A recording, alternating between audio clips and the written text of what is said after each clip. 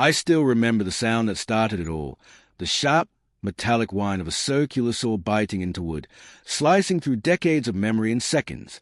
It wasn't thunder or gunfire, but to Grandpa, it might as well have been. He was in the kitchen, halfway through his morning coffee, when he froze mid-sip. The noise echoed through the valley, and his hand started to tremble just slightly. "They ain't doing what I think they're doing, are they?" he muttered, eyes narrowing. I didn't even have time to answer before he shoved his chair back, marched to the window, and cursed under his breath. "Them HOA bastards." Out front, two men in neon vests, the self-appointed HOA patrol, were sawing down the old split-rail fence that had stood at the edge of our property since the 1950s. The posts were gray and gnarled with age, rough-hewn by Grandpa's father when the land was still orchard and open range. It was more than just a fence. It was history. Grandpa stomped onto the porch, his boots clapping the wood like a judge's gavel. "Hey!" he barked, voice echoing across the morning stillness. "What in God's name do you think you're doing?" The taller man, clipboard tucked under one arm, didn't even flinch. "Morning, sir," he said in a cheery, plastic voice. "We're just bringing your property up to community code. The HOA approved removal of non-compliant perimeter structures." Grandpa's jaw clenched. Non-compliant? That fence was here before the damned HOA existed. "Exactly," the man replied, nodding with bureaucratic smugness. "It doesn't meet the visual guidelines outlined in Section 4B. We'll have a contractor install the new uniform fencing next week." Grandpa stared at him for a long, dangerous second. "Son," he said finally, his voice low and trembling with age and fury, "you touch one more inch of that fence, and I'll show you a kind of uniform you don't want." The two HOA men exchanged looks, but they kept sawing. Grandpa's hands curled into fists. I thought he might swing, but instead he turned on his heel, muttering something about war. That's when I knew the storm had just begun. To anyone else, it might have looked like just a bunch of rotting boards. But to Grandpa, that fence marked everything he'd ever fought for. It was a line his father had set after the county tried to seize their land for a highway project back in '57.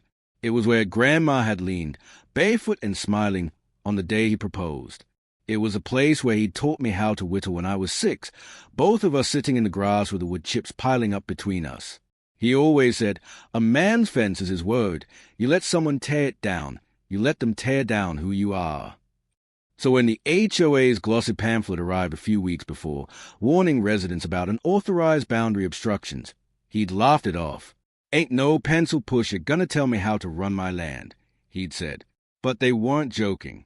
Now, the fence lay in pieces, scattered across the ditch like bones.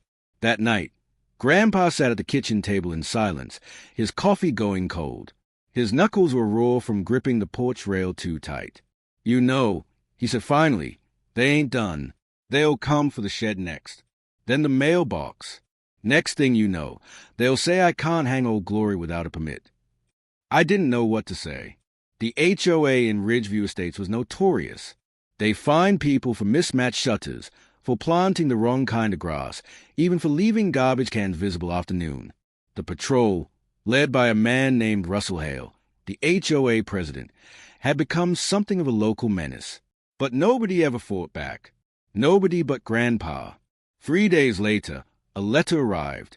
Official letterhead, embossed seal, and a tone that reeked of arrogance. "Dear Mr. Harlan, your property remains out of compliance with Ridgeview community standards due to debris left along the eastern boundary former fence area. Please remove all materials within seven days or be subject to further penalties. Failure to comply may result in community action." Community action. Grandpa read it out loud twice, folded it slowly, then set it aflame right there in the sink. "Community action," he grumbled. "We'll see about that." That night, I saw him in the shed, the same one the HOA had called non-standard structure. He was sharpening his spade, his hands moving steady and deliberate. A flashlight hung from a nail, throwing long shadows across the workbench. "Grandpa," I asked softly from the doorway. He didn't look up. "Sometimes," he said, "you got to remind people what boundaries really mean." I didn't know what that meant. Not yet. By dawn, Grandpa was up and working. He didn't touch the destroyed fence. Instead, he started digging, right across the narrow asphalt lane that wound through the cul-de-sac, the one the HOA patrol used every morning. He worked with the patience of a man planting something important, not tearing something down. The shovel bit into the earth with rhythmic precision. By noon, a trench nearly 2 feet wide and just as deep carved across the road like an open scar. "Grandpa," I said, watching from the porch, "you know they'll go crazy when they see this." He grinned, sweat streaking his temples. "Good." And just as he said that, a white SUV with the HOA logo came rolling around the bend. Inside were the same 2 patrolmen, their vests glinting in the sun. The vehicle slowed, then lurched to a stop just before the trench. The driver's door swung open, and the clipboard man stumbled out, red-faced and shouting, "Mr. Harlan, what is this? You can't dig across a community road." Grandpa leaned on his shovel like it was a scepter. "That there," he said, "ain't a community road. It's private access. My land starts right where your precious asphalt ends. County map says so." The man sputtered. "This is vandalism. You'll be fined, possibly arrested." Grandpa smiled that thin, dangerous smile of his. "Go ahead and fine me. But before you do, you might want to call a tow truck. Looks like your tire's sitting in my ditch." The patrolman looked down. The sub's front wheel had sunk slightly into the soft dirt edge. The more he revved, the deeper it went. Grandpa chuckled, tipped his hat, and walked back toward the porch. I swear I saw steam coming out of that man's ears. The next few days were chaos. The HOA sent notices. Grandpa ignored them. Then they sent officers. Grandpa showed them property deeds older than most of the board members. When that didn't work, they threatened legal action. So Grandpa dug another ditch. This one was deeper, and perfectly placed to divert the rain runoff from our side of the hill right toward the manicured lawns of the HOA board president's house at the bottom. Within 2 storms, Hale's pristine lawn had turned into a mud bath. The man raged, sending more letters, more threats. Grandpa just waved and said, "Maybe next time you'll think before you chop a man's fence." The neighborhood was split. Half of them thought Grandpa was a hero. The other half whispered words like nuisance, crazy old coot, and liability. But no one could deny, for the first time, the HOA had met its match. Then, one night, I found something that changed everything. I was in the garage looking for spare batteries when I noticed a folder stuffed behind the water heater, faded blue, stamped with the HOA's logo. Inside were printed emails, contracts, and an old property map. One message caught my eye. It was from Russell Hale himself, sent months before the fence incident. Confirming demolition and survey approval.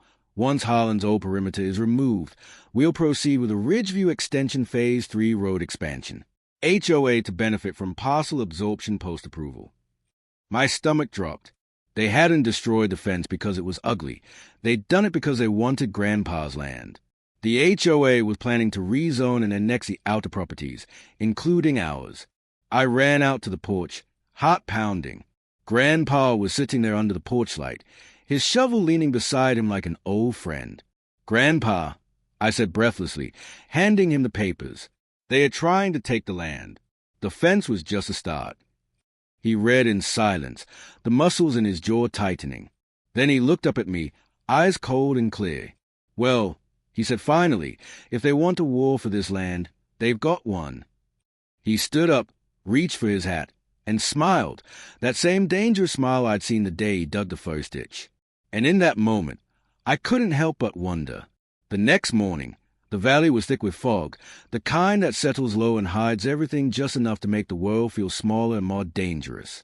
Grandpa was already outside, pacing the porch like a general preparing for battle. His old coffee mug steamed beside him, untouched. "You sleep at all?" I asked, stepping out, pulling my jacket tight against the chill. He shook his head. "Ain't got time for sleep when someone's trying to steal what's yours." His voice was steady, but there was something different about him now, quieter, more deliberate.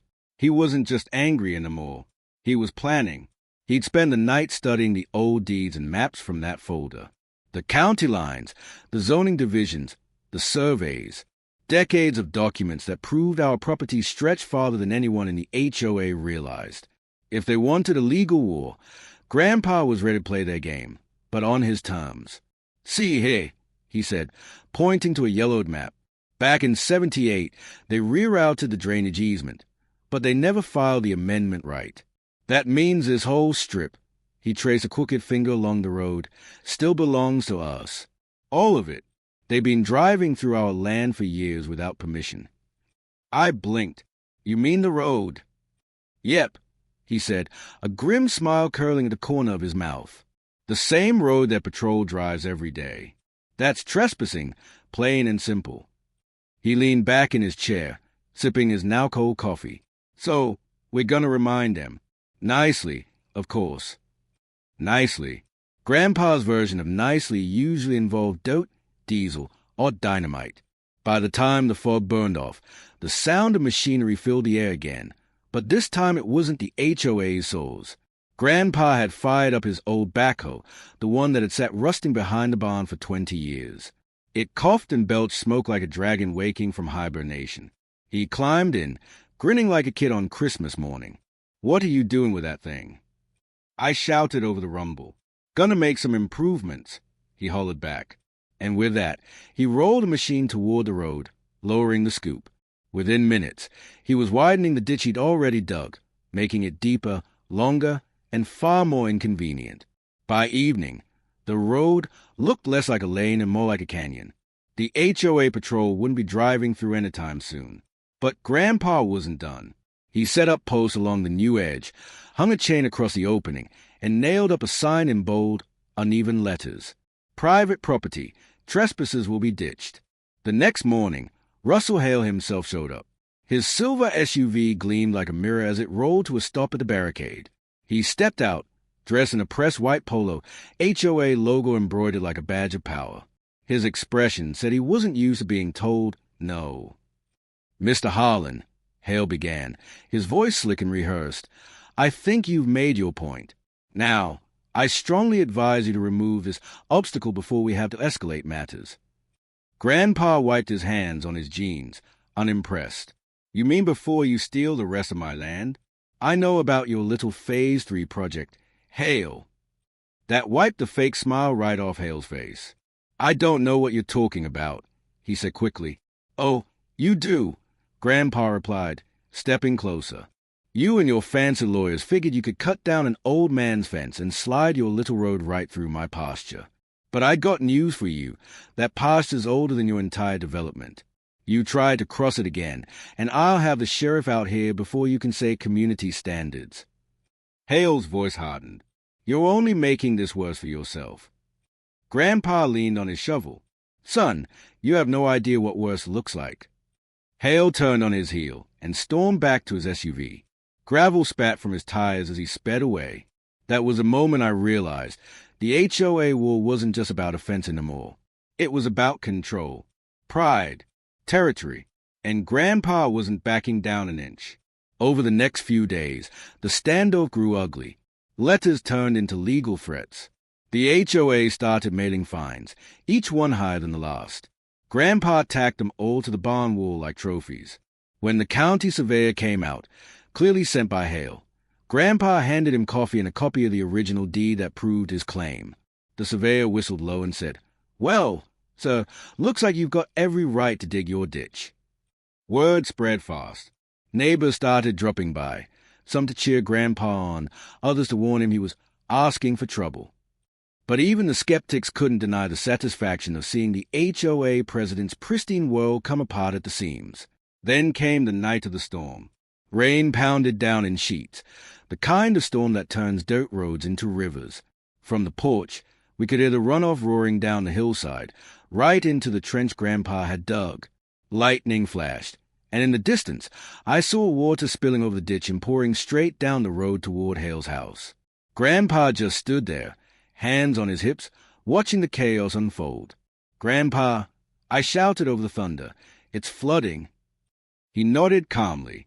"Nature's just picking sides." By morning, the damage was done. Hale's lawn was gone, his driveway a swamp, and his brand-new retaining wall had collapsed into a muddy heap. He came stomping up the hill in the rain, hair plastered to his forehead, screaming that he'd sue, that he'd call the county, that Grandpa was finished. Grandpa simply pointed to the sign that still hung at the road, private property. You built your house downhill. Hale, he said, ain't my fault the water likes taking shortcuts. Hale didn't answer. He just stood there, shaking with rage, before turning back toward his ruined driveway. But Grandpa knew this wasn't over. The HOA had money, lawyers, and influence. He had a shovel, an old map, and stubbornness. Still, sometimes stubbornness was enough. A week later, we got an envelope thick with legal seals and signatures. A court summons. Hale had filed for an injunction, accusing Grandpa of malicious obstruction and property interference. I thought Grandpa would be furious, but when I read the papers out loud, he actually smiled. Good, he said. Now we get to show him the truth in front of a judge. The court date came fast. We drove to the county courthouse in Grandpa's old truck, mud still crusted on the tires from his improvements. Hale arrived in a tailored suit, flanked by two lawyers who looked like they charged by the breath. When the judge asked for evidence, Grandpa stood up slow, holding the old deed in one hand and a folded county map in the other. His voice was rough, but steady as iron. Your Honor, he said, this here paper's older than any HOA in this county. Says right plain that the boundary line runs 20 feet past where they've been driving for years. They cut my fence, trespass on my land, and now they're mad I reminded them of it. The courtroom went quiet. The judge studied the papers, then looked over her glasses at Hale. Mr. Hale, she said, it appears Mr. Harlan is correct. Your association has no jurisdiction over his property. In fact, by removing his fence, your contractors did commit trespass. Hale's face went red. One of his lawyers whispered something in his ear, but he just stared straight ahead, jaw clenched. As for the ditch, the judge continued, Mr. Harlan's within his rights to modify his land as he sees fit, so long as it doesn't obstruct public access, which, by these documents, it does not. Case dismissed. The gavel came down with a sharp crack. Grandpa just nodded once, calm and satisfied. Hale stormed out without a word. Outside the courthouse, the reporters from the local paper cornered Grandpa, asking how it felt to win against the HOA. He just grinned and said, feels like digged in a good hole. All that sweat finally pays off. Back home, the neighborhood was buzzing. Some folks came by with pies and congratulations. Others just shook their heads in disbelief. For weeks afterward, no one from the HOA patrol came near our property. But Grandpa wasn't the gloating type. He went back to fixing what was left of the old fence, not with new boards, but with the same weathered wood he'd saved from pile. Each post he set was like a victory, a piece of history reclaimed. One afternoon, as we worked side by side, I asked him, you think they'll try again? Maybe next year, or with a different excuse. He paused, driving a nail in with one clean swing. Maybe, he said, but now they know whose land they are walking on. He looked out over the valley, the late sun turning the ditch's muddy edges gold. Sometimes, boy, he said softly, the only way to teach respect is to dig deep enough they can't cross it. I smiled, wiping sweat from my brow. The fence stood tall again, the ditch gleaming like a scar that told its own story. And for the first time in months, the road was quiet. No patrol cars, no letters, just the sound of wind through the grass, and Grandpa humming low, content. But even as peace settled back over the hill, I couldn't shake the thought that lingered in my mind since that first day, the question that started it all. When a man's pushed too far, when pride and history and blood all mix together,